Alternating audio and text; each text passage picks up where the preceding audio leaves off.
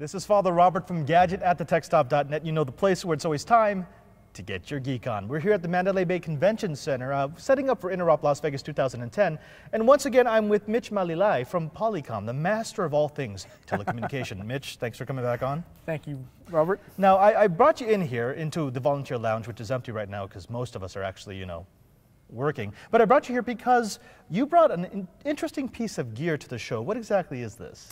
Well, this is the Polycom Spectralink wireless telephone. It's the 8030. We're using the 8030 exclusively at the show. It's providing 802.11 A, B, or G communication, wireless communication at Interop, and this week we'll be using it on the A band. Yeah. Now that's an interesting note because we have had VoIP phones before, wireless VoIP phones. In fact, we've had a couple of wireless VoIP phones that have a full feature set that look nice, that lasts a long time. But there's been one big problem with most of those, in that they only do 802.11 B, G in the 2.4 gigahertz range. Right. And unfortunately, in a show like this, the minute the vendors show up, the attendees show up with all those radios, that gets blotted out. Right. Now, explain the difference between using, say, the 5 gigahertz spectrum like the 8030 and the 2.4. Well, it's just really, it's the uncrowded space. I mean, the smaller wavelength really provides you with a uncontentious band. Yeah. As we know in the trade show, it's with all the exhibitors coming in and setting up their own APs. It gets real crazy, and for wireless voice, it's just not a safe environment or a decent environment to provide voice over wireless LAN. Yeah, and what Polycom has showed us time and time again, because you've been participating for years, is that unless it's A, it dies. It's gone, and then your really cool VoIP phone turns into a paperweight. Right. I mean, even in the enterprise market, 802.11a is the best way to go. Right.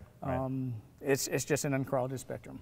Now, speaking of 802.11a, the reason why we're standing on these chairs is because far above us, as you can see up here, this is a Xeris array. This is an 802.11a, B, G, and 2.4 gigahertz, 5 gigahertz spectrum monster, a flying saucer of Wi-Fi connectivity. And we can do a pretty cool thing because we're using these across the show floor, and that is, even though we are supposed to be in the NOC using these things, we're far away from the NOC, and we're still able to connect because these things are nearby. Right. So technically, you should be able to call that from here. Let me give you a test call right now just so we can demonstrate the usability. Right. Here we go. Now, and that phone is not calling this directly. We're actually going through the Wi-Fi arrays, back through our back end, out to our call center, and into the phone. Right, yeah. At this show for Interop 2010, we're actually using the Siemens OpenScape call control platform. So like you said, it's actually not calling direct. The call is actually going through the network to OpenScape and then back out the network again to the end device. Which is another interesting point because it's not a Polycom backend. Yeah, you're using another vendor, one of your partners with open standards. So this is a phone that you can take from one system to the next without having to worry about it getting locked down. Yeah, exactly. And because this is Interop, that's what we're demonstrating. Interop. And coincidentally, both Siemens and Xeris, we're still in the process of recertifying the certification recognition between both companies on the true Interop. But you know, as we can see in what we've just demonstrated, it works. That's the beauty of it all. Yeah, and you've even added I love that push-to-talk capability, although we don't use it here. I mean, the fact that we don't it's use in there. We don't use it at least this show, but we do have the capabilities, yes. It'll be broadcasting over IP multicast, and these devices have a, great durability. We can actually utilize or configure up to 24 work groups plus a priority channel, and really have push-to-talk to a work group type of environment. Yeah. Now, I'm going to really push you here because I get excited about telecommunications, and you mentioned your partnership with Xeris.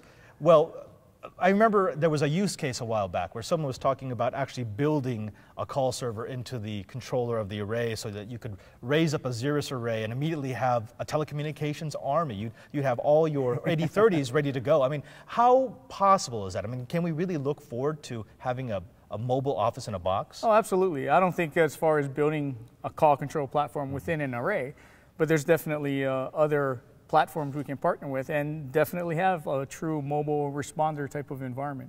And because it's open standard, it's guaranteed to just work. That's the beauty of it, and that's why I like it so much. Well, Mitch, thank you very much. Father Robert. Now, if you want to find out more, you got to come to Interop because they've got a booth. It's booth number 2205. 2205 in the Mandalay Bay Convention Center, or you could go to the Polycom website at www.polycom.com.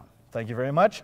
Be sure to keep tuned because we're going to bring you more Interop goodness. I'm Father Robert Balaser. This is Mitch Malilai. And remember, There's no Uber Geek without you.